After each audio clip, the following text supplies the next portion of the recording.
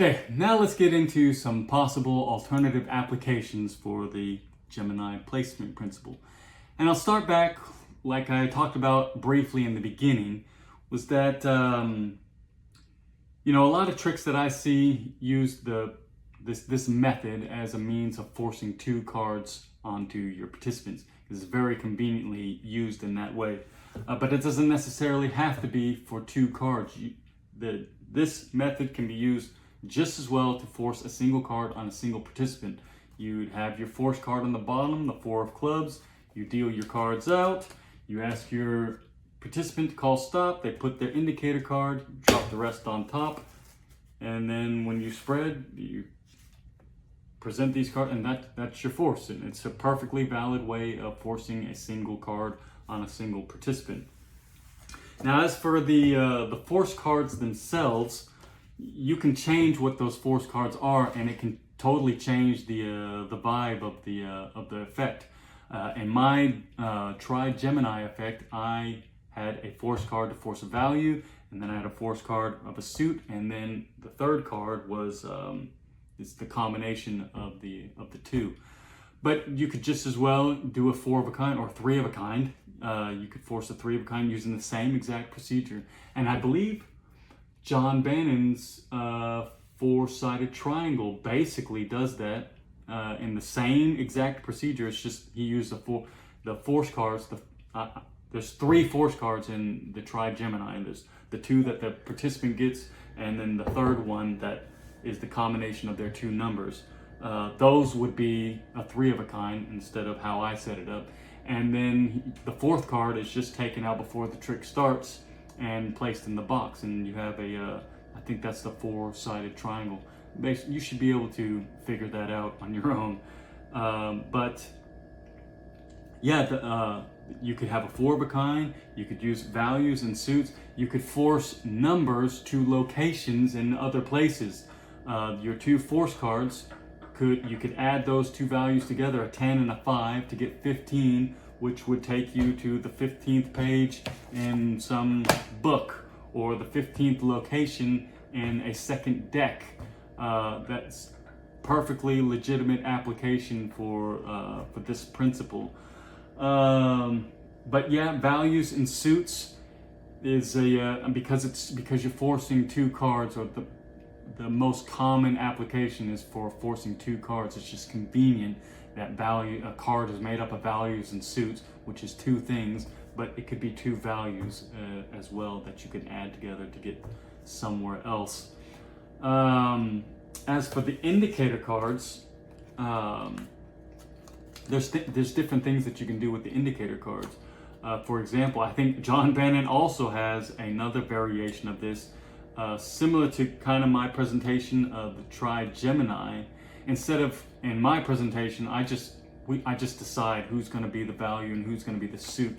But I think John Bannon has one where he puts a post-it note on the back of the indicator cards, and one of them says he writes suit, and the other one he writes value on the back.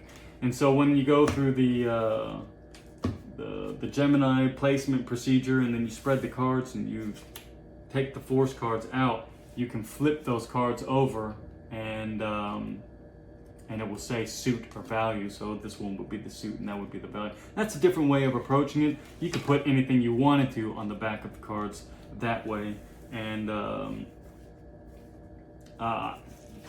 who knows what type of applications you could come up with that. But these just the indicator cards themselves, there's been many applications for that. Carl Fulves, he used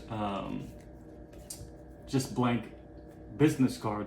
I believe in his effect, he had the force cards already pre-written on the back of the indicator cards, and then when he has the spectators come up, he writes each of their names on each card and gives them to each participant.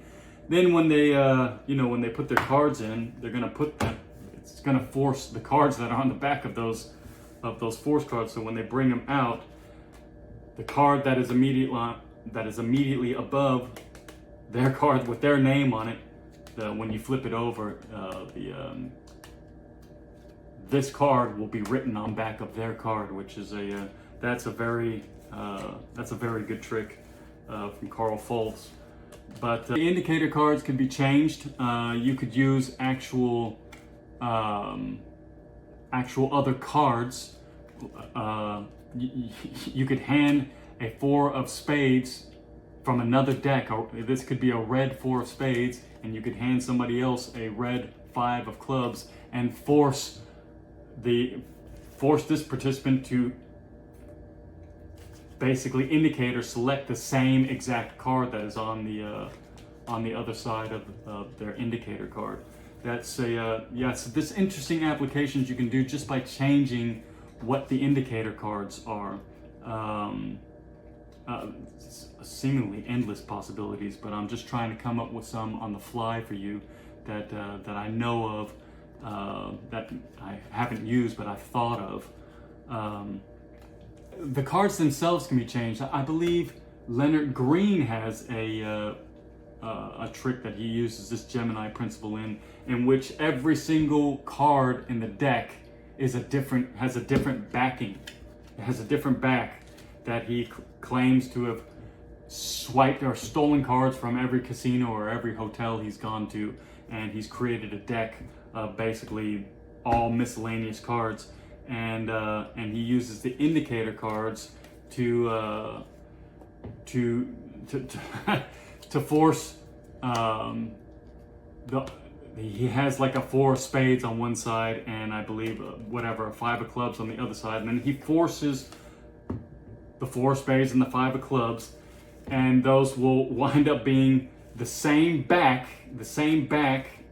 the only 2 cards that have the same back as the cards that are the indicator cards. And then when he flips the cards over, the cards themselves are all like the ace of spades or something like that. And so it changes the effect. You can, because throughout the whole process, it's just a dealing process, and you never see the faces of any of the cards. And I've seen applications of the Gemini placement principle in which the entire deck is blank, and it's like the only 2 cards that your participant placed their indicator cards at are the only 2 cards that are actual cards in the deck. So that's another application to think about. All the cards could be aces of spades, all the cards could be blank. The backs of these cards could match the back, the only 2 that have the same back of the deck. You could perform the Gemini placement principle. You'd have to perform it face up in order to do that, in order to get the backs to match.